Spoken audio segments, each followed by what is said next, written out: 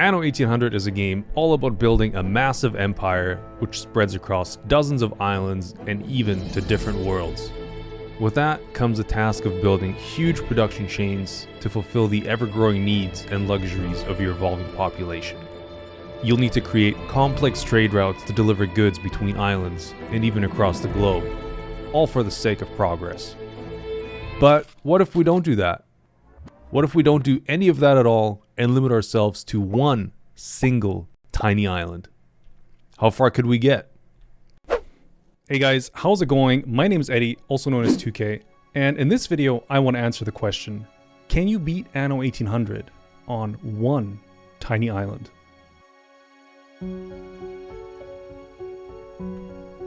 Before we go any further, I want to give a brief overview of the premise of Anno 1800 and how the game functions, just in case some of my viewers aren't too familiar with the game or just want a quick recap. The gameplay loop is actually pretty simple. You settle on an island with a few farmers who will need to produce construction materials to build more buildings. As your population grows, so does their need for goods, and in turn, you'll need to build even more production chains to supply those needs.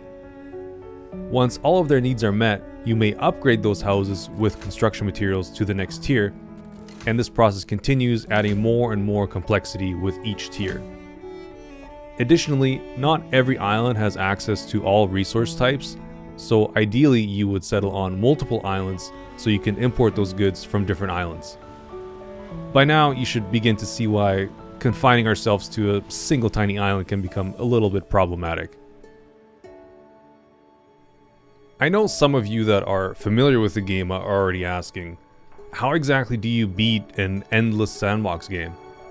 Well, let me break down the goal I have set for this challenge. In the base game of Anno 1800, the furthest that one could progress is by constructing the World's Fair and then organizing one of the third level exhibitions. Constructing the World's Fair is already a difficult challenge to many new players as it requires 5,000 investors, the highest tier of citizens, on one island, plus a ton of building materials and spare labor to slowly build it over its 5 long stages. But if you want to organize the biggest exhibition possible, you need an additional 5,000 investors plus some luxury goods to fully supply it. So that'll be our goal. We will limit ourselves to a single tiny island, and we win once we complete a third level exhibition in the World's Fair. Sounds easy enough, right? What exactly classifies as a tiny island? The way Anno generates maps isn't actually random at all. At least the islands themselves aren't random, as they're picked from a few handcrafted maps with randomized properties. The game always picks 4 medium to large sized islands as the designated main islands for the players, then sprinkles a few small to large islands around, and finally a handful of tiny islands. What differentiates a main island from just any other island is that they have oil deposits, which means it's impossible for a tiny island to have any oil at all. This will be a huge problem for me, as you'll see later. There are 12 tiny islands the game can pick from when generating a map. They range in size anywhere from 1,500 buildable tiles all the way to about 3,600. Don't worry, I counted each square myself. Naturally, we want to pick one of the bigger ones since space will be our biggest issue. Just for context, most of the bigger islands have roughly 10 times the amount of building space. Also, Cape Trelawney is like 50 times bigger, so yeah, we're in trouble. Anyway, let's look at the game setup. All the DLCs will be enabled so we can use some of the features to our advantage later. We'll also keep everything on the easiest difficulty since the nature of this challenge is already hard enough, and we'll need all the help we can get, I think. It's also important to keep all the NPCs on because they can provide us with some really useful goods and items. Lastly, we can't forget about our waifu Bente. She's not essential, but she'll keep us company and give us some money throughout the game. Now, let's finally jump into some gameplay. I had to generate a new map a couple of times since I didn't really like any of the islands that were given to me, but 2 of the islands look very promising here, so I think we'll just stick with this one. Most importantly, we are looking for the grain fertility. Without it, we can't make any progress. Notably, this island also has clay, iron, and limestone, which will come in handy for building materials down the line. And it also happens to be the biggest of the tiny islands, so let's just pick this one. Your city has grown more beautiful. After building our harbor, we need to establish our settlement. Every town starts off with a marketplace, some farmer houses, and woodcutters.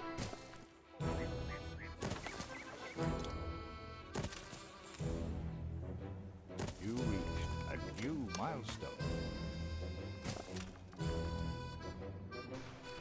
As more farmers move in, we unlock the fishery as well as a sheep farm and framework knitters to make some work clothes for the locals.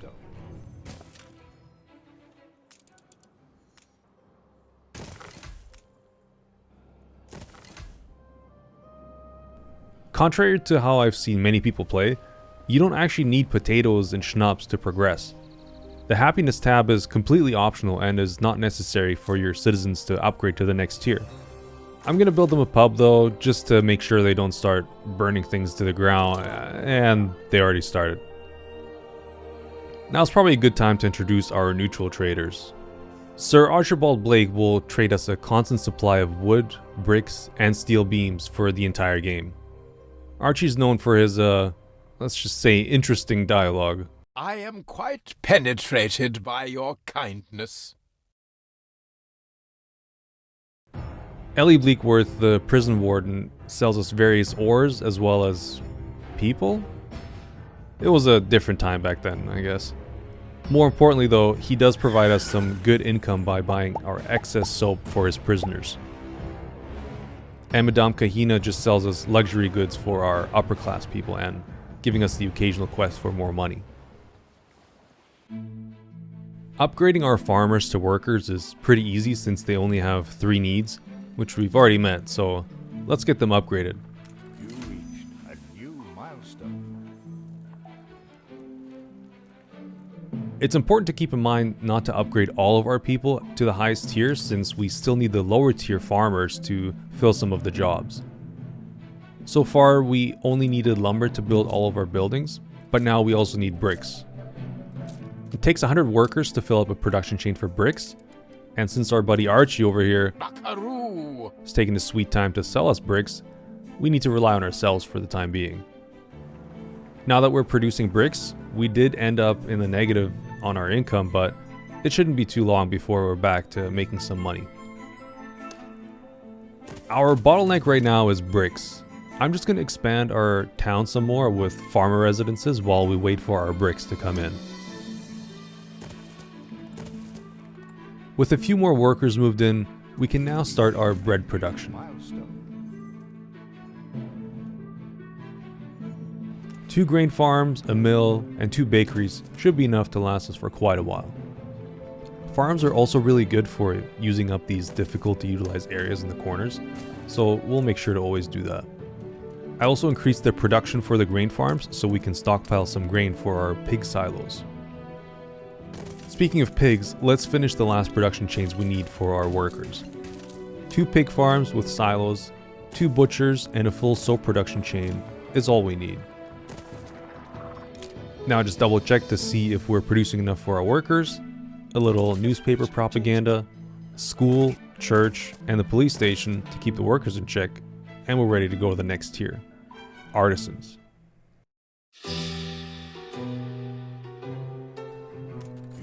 We have our first artisans now, but we're broke. I haven't even built the shipyard or the expensive production chain for making glass windows yet either, so I doubt I'll have any money left once I build that. We need to fix that. Let's get a few more artisans and set up our window production because I want to get a town hall and utilize a certain overpowered item.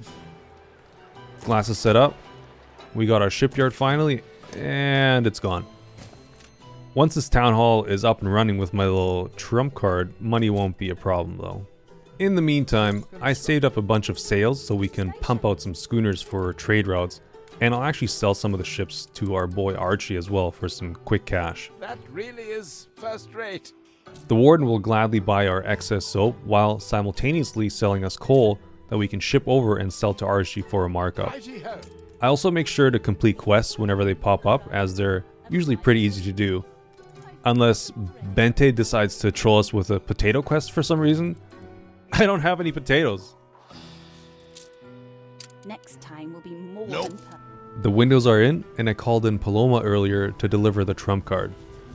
So I'm using items from the Grand Gallery. For those that don't know, Anno 1800 utilizes items that can be equipped in buildings and ships to provide powerful bonuses, ranging anywhere from increasing production to increasing a ship's combat ability or making your people happier. Items can be obtained in many different ways while playing, but the Grand Gallery is special as you can pick from a small pool of items in the main menu that you can then start the game with by calling them in. Here it is, the actor. Plop her in and we should immediately see a big spike in money. Any second now. Residences are supplied rum and canned food if the variety theater need is met.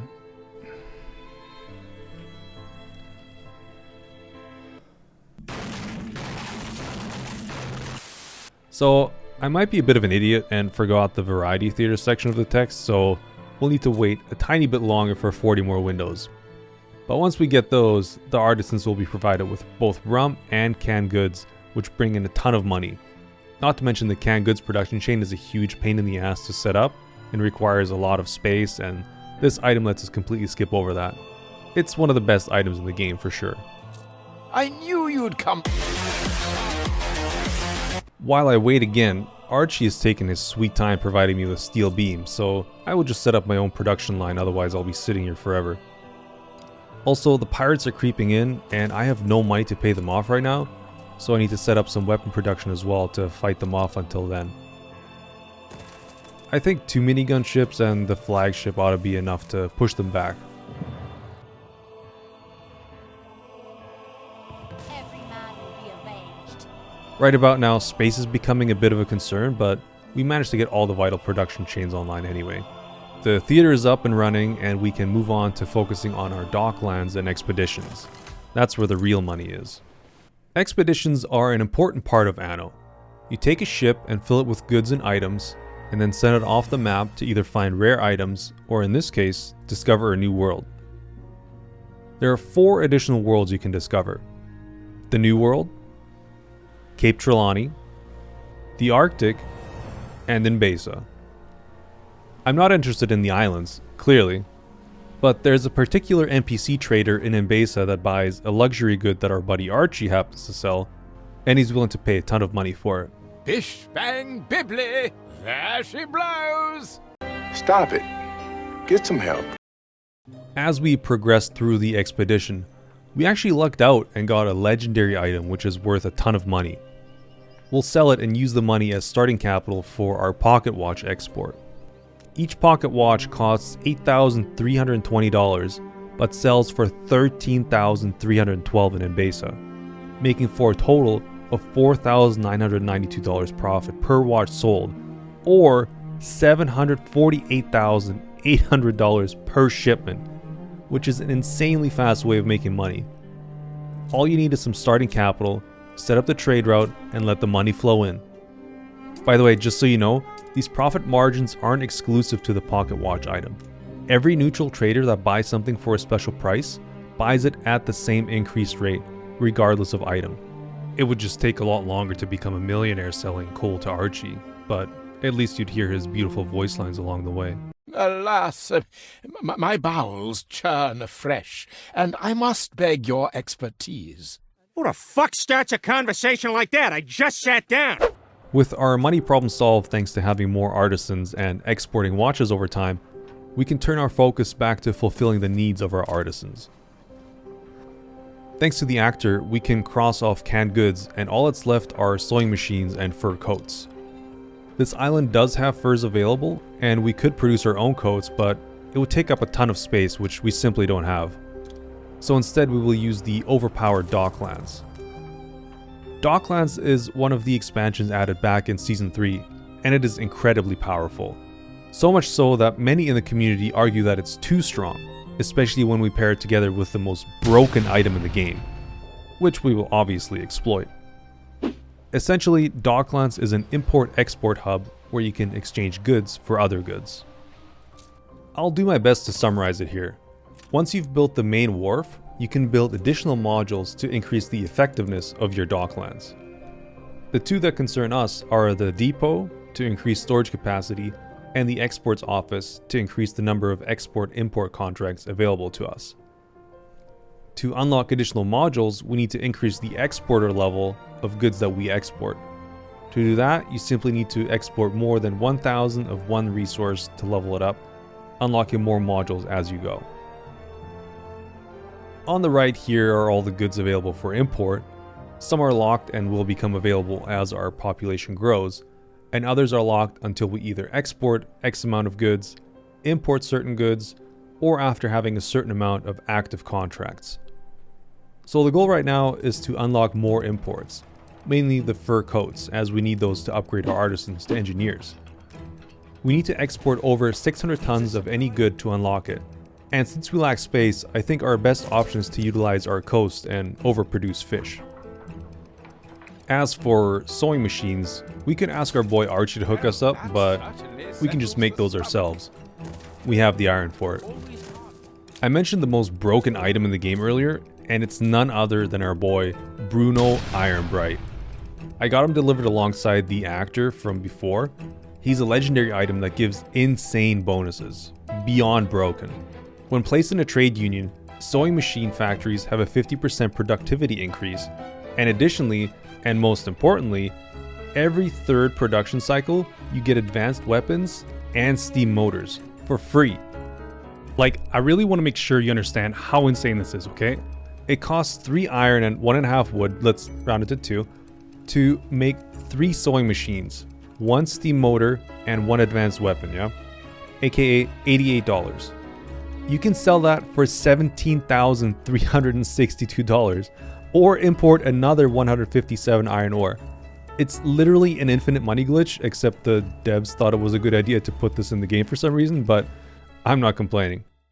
Sugar, spice, and everything nice. These were the ingredients chosen to create the perfect little girl. But Professor Utonium accidentally added an extra ingredient to the concoction, Chemical X. Thus, the Powerpuff Girls were born! Using their ultra superpowers, Blossom, Bubbles, and Buttercup have dedicated their lives to fighting crime and the forces of evil! We now have the ability to import an infinite amount of any good that we want, only limited by the import selection. I was able to export the required amount of fish to unlock the fur coats trade to supply our artisans, and lastly, I only need to place down a university, and we're ready to move on to engineers.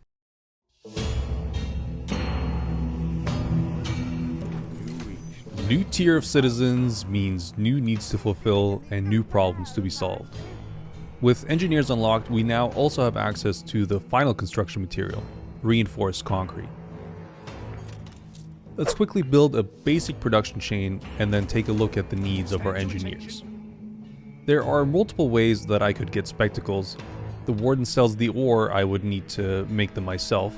I could import the ore from Docklands, or I could just import over 800 tons of fur coats to unlock the trade directly, which is what I think I'll work towards. Coffee is normally farmed in the New World and then imported back to the Old World, but that's not an option for us. Luckily, Madame Kahina sells coffee, so a trade route with her would suffice. The coffee trade in Docklands is a little harder to unlock, so I think we'll stick with buying off the NPC for now. Unfortunately, when it comes to light bulbs, we will never be able to unlock the trade because we would need to have 27 active contracts, and each island is limited to 14, so we would have to have an additional island just to unlock the trade. Glass and filaments are easy enough to produce to make light bulbs, but to preserve space and workforce, we can just import those once I've unlocked the trade. Which brings us to the big problem, the crux of the matter, one might say. How exactly am I going to supply my citizens with electricity? The intended way to provide electricity to your island is as follows. As I mentioned earlier, all 4 starting islands come with anywhere from 2 to 7 oil springs. You would build an oil refinery with some oil wells to produce oil, and then connect the refinery with rails to an oil harbor where a train would transport it to for storage. From there, another train would leave and finally bring it to a power plant, which then provides electricity in a large area. But we don't have any oil springs on our island. Another way would be to import oil from the New World, but that would require settling an island. Plus, in order to build an oil tanker to transport the oil, we would have to build a steam shipyard, which requires electricity to run. Okay, but we could go visit old Nate's workshop in Cape Trelawney and get a hydroelectric wheel to power the steam shipyard, so theoretically we could make our own tanker. But it turns out our buddy Archie Every ship needs a stiff rudder. has a chance to actually sell oil tankers for $300,000 after unlocking engineers. That still doesn't get us any closer to getting any oil though. As I look through the items that are available, 2 items can produce oil in the power plant directly, but we would already need oil to begin with. Plus it wouldn't produce more oil than it uses up, so that idea is scrapped too. And there's no town hall item that provides electricity to your citizens. I was ready to give up. Well, as it turns out, there is one item in the game that would solve all of our problems. Meet Jörg von Malching. When placed inside a trade union, all mines would produce 1 oil every cycle and a bonus 1 gold for every 6, just for good measure. If we would have him, we would have all the oil we would want, and our electricity problem would be solved. There's just one issue. He's an extremely rare legendary that can only be acquired through rescue expeditions and can arrive in cities that have an attractiveness level over 2,200, which we're nowhere near. In all my time playing this game, I don't think I've ever gotten him from a rescue mission before. That's how rare he is. Jörg is also not in the Grand Gallery, unfortunately. That would have just been way too convenient. If we would play against Teddy Roosevelt, he could also drop from military conquest and his quests, but again, extremely rare. I could force myself to keep playing like this for God knows how many hours and do hundreds of expeditions until I eventually get him, but even then I feel like it wouldn't be very entertaining for you guys to watch, since I would just place him down in the trade union and then magically have oil now. So this is what we're going to do instead.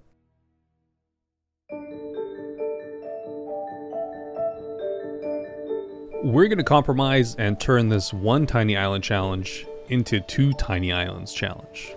I know. Technically I've voided my 1 tiny island victory achievement, but if you guys like this video, I might revisit it on a harder difficulty and do it legit. Let me know in the comments. Plus, I think you guys would enjoy a change of scenery and see some of the New World. Anyway, to unlock the ability to export oil from the New World, you would need to start a settlement and upgrade 600 of your citizens to Ouroboros status. Sorry, I mean Obrera status. Shout out to Ouroboros though, I used to watch all his Dark Souls 2 videos back in the day. Look at the drip today, the drip nuts! Okay, let's get started. If you have Isabel enabled in the New World, once you arrive she will give you a free ship with some supplies to start your settlement. There are a few tiny islands here that I think are fair, but I like this one. Seems tiny enough to be challenging, but still has oil and all the fertility we might need. Same deal as the old world. We plop down a bunch of houses and give the people what they want.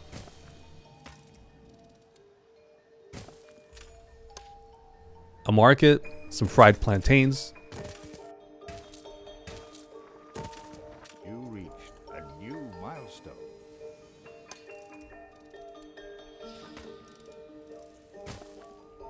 some ponchos,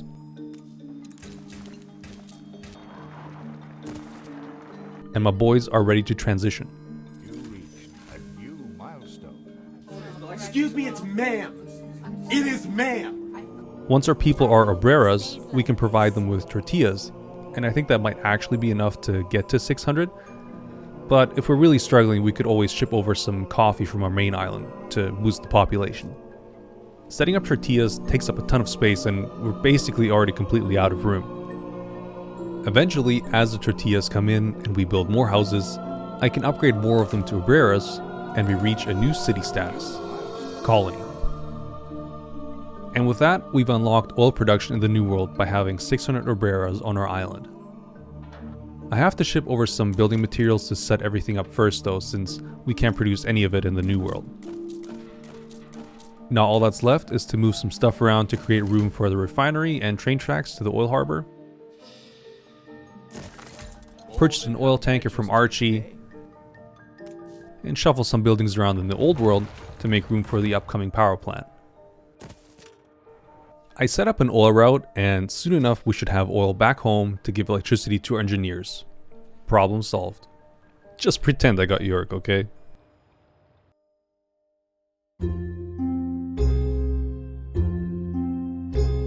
Okay, that's pretty much everything I did on my first day.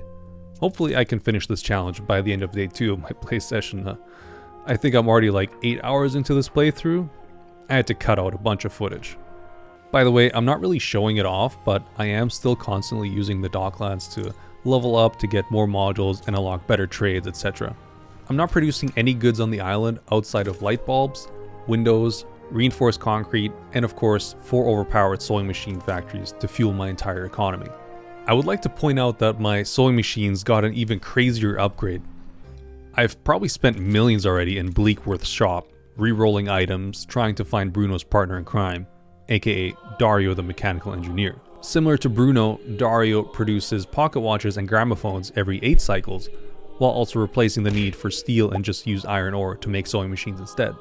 If you combine these two gigachads with Furas the Persuader, you basically create the Anno 1800 version of Exodia and print infinite money and goods.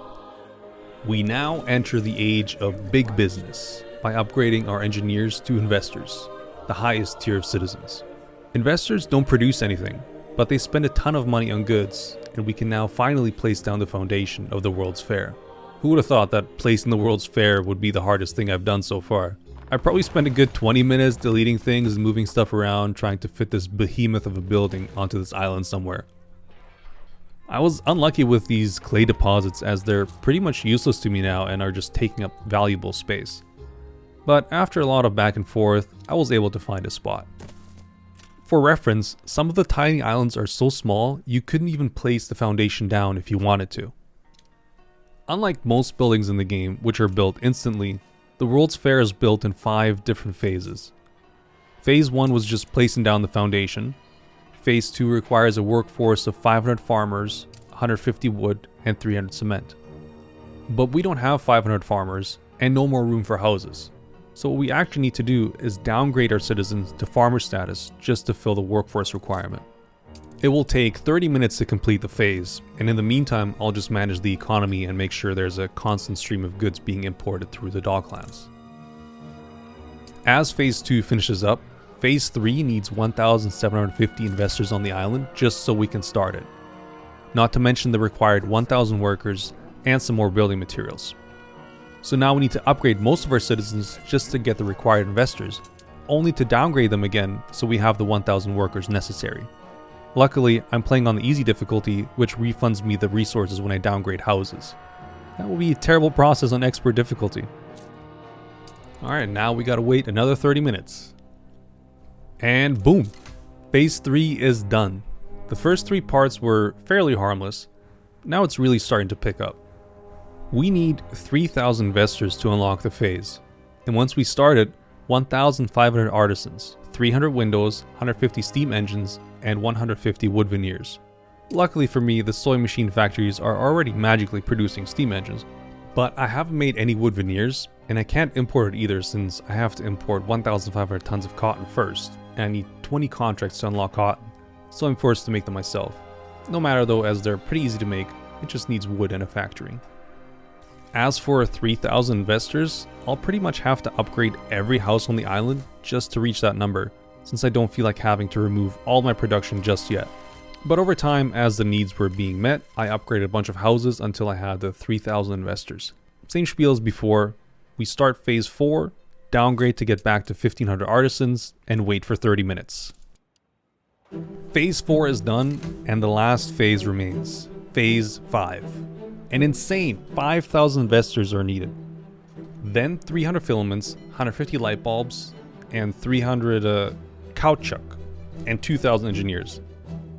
No, I definitely didn't have to look up on Google how to pronounce that. Caoutchouc. Here comes Bessie!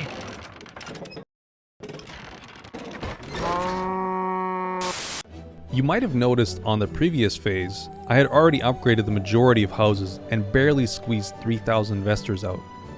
Getting those extra 2,000 could be problematic. So the electricity from this power plant doesn't quite reach the edge here, which is leaving a lot of engineers unable to become investors. So I had to make a second power plant. Then over here by the harbor area, I was able to squeeze in a few dozen more houses. And now if I upgrade every house on the island, we should just barely scrape to 5,000 investors. And we did it. Just barely. We have all the materials necessary, downgraded some investors back to engineers, and we can finally begin the final phase of constructing the World's Fair. Phase 5 is almost complete, and right before that, I finished another small project. You might have noticed that my investors don't have access to champagne. It's because I don't have grape fertility on the island, and it's impossible for me to import it through Docklands.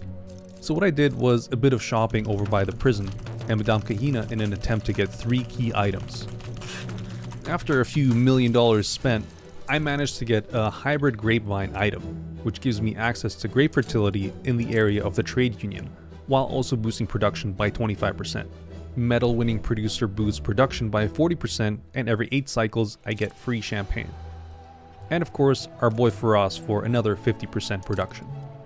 At first I had 3 farms, but decided to go with 2 and boost them with tractors instead, which required connecting a fuel station to my rail system. Once the tractors were hooked up in combination with the trade union items, production soared past 450%, acting as 9 grape farms. Now I can stockpile grapes and champagne and watch the final phase being completed. And that's it. The World's Fair is finally complete, all on one tiny island, while receiving some support from another tiny island in a faraway world. But the challenge isn't complete. I said earlier in the video that the final goal would be to host a 3rd level exhibition in the World's Fair, which requires 10,000 investors on the island, double the amount of what was needed to finish construction. Is that even possible? Almighty push!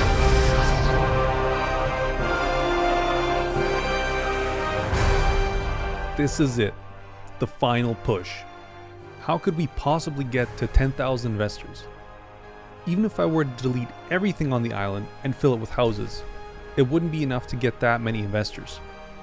Luckily for us, Anno 1800 released an expansion called the High Life, which allows us to upgrade regular engineer and investor houses into skyscrapers and keep adding levels as we fulfill their newly acquired tastes. But first, we need to fully satisfy our investors by providing carriages. Again, it's too far out of our reach to import, so our only choice is production. We also need a ton of elevators to build the skyscrapers themselves, so that's what I'm gonna do. I'll quickly set up production chains for carriages and elevators and stockpile as many as I can. The only other goods I can't import are champagne and light bulbs, so I'll keep producing those as well. With everything set up and the economy balanced, now it's just time to wait. I stepped out for a bit to get some food and left the game running until I had about 500 elevators. I figured that should be enough to build up a bunch of skyscrapers and hopefully get to our goal of 10,000 investors. Time to upgrade these bad boys. Once we upgrade our first skyscraper, we unlock the department store. Here you can craft together appliances to give some sort of bonus to your population, and fulfills the need of the first tier of skyscraper residents. Of course, I forgot that the toaster requires zinc, and now I have to import some, but that's not a big deal. I was too focused on producing elevators that I completely forgot that I'm gonna need a ton of windows to upgrade all these damn skyscrapers. Now I just gotta start producing some more again. I remembered though that the Dockland buildings used up a ton of glass, so if I demolish those, that might be enough to at least get me close. So I broke all the loading wharfs and exports offices since I don't really need to import that many goods anymore. And I was able to pump out a few more skyscrapers. And then disaster struck. I'm sitting close to 9,000 investors at this point. I'm so close. I'm thinking, F it, time to demolish the rest of my Docklands. I just need a few more windows, a few more skyscrapers, and I'm there. Easy 10,000 investors. Well, in my excitement, I completely forgot that the depots that increase your island storage capacity didn't require windows to build. Basically, as I'm deleting all these storage depots, my storage capacity decreases and all the excess goods start flooding out into the ocean. I anticipated this would happen, however at this point I was hoping I'd have the necessary windows to carry me to the finish line. That's what I get for trying to rush it, I guess. Now I'm on a time crunch, because all these goods will despawn soon and I gotta rebuild and get everything back in storage. The thing is, I'm already on a time crunch since my population is consuming goods I'm no longer producing and can't import. Everything goes back in storage, crisis averted, and I'm blocking all consumption of non-renewable goods until I build up my window stockpile. Luckily, I have a thick stack of money and I can afford this huge negative I find myself in. For now at least. All I can do at this moment is wait for more windows to come in and go gambling at the prison in hopes for an item that might help me out. And then finally, out of nowhere, my luck seemed to change. First, a beer festival on the island providing everyone with alcohol for the next half hour, saving me from running out of champagne. Then as I kept spending my millions at the Warden's Casino, I got the Gum Gum Man himself, Straw Hat Blue Sky. Oh, brother, this guy stinks! When equipped in a town hall, residences with a department store are provided with bubblegum. With Blue Sky's delivery service and just a few more windows, we should be able to breach the 10,000 investors mark and prepare the highest tier exhibition in the World's Fair. And it was. It was just enough. The whole island is covered in houses, we got the 10k investors, and it's time to start the exhibition. I looked through all the goods that might be required for a sumptuous exhibition, prepped the last order in the docklands from Captain Tobias, and waited for the final delivery. With the investors' quota met, our goods in storage, I started the 3rd tier 25th anniversary exhibition and waited for victory. Show me the proceeds. We did it. After a few setbacks and struggles, we finally did it. So to answer the question, can you beat Anno 1800 on one tiny island? I would have to say yes. Theoretically, with enough patience, if you get Teukeh, you can skip having to rely on a second island for oil. So it is possible. And come to think of it, you might be able to sink an enemy oil tanker and it could drop oil, although I have never done that and we need to try it out. If enough people like the video and would want to see a part 2 of this challenge with more restrictions on harder difficulty, I would consider exploring this idea further. So let me know in the comments if you'd like to see more of these sorts of videos. This video took me a really long time to put together. It just feels so good to finally get it out there. If you've made it this far, thank you so much for watching. If you want to support me further, consider subscribing and liking the video. Maybe even a share. But that's everything for me today. And hopefully I'll see you in the next one. Until then, peace.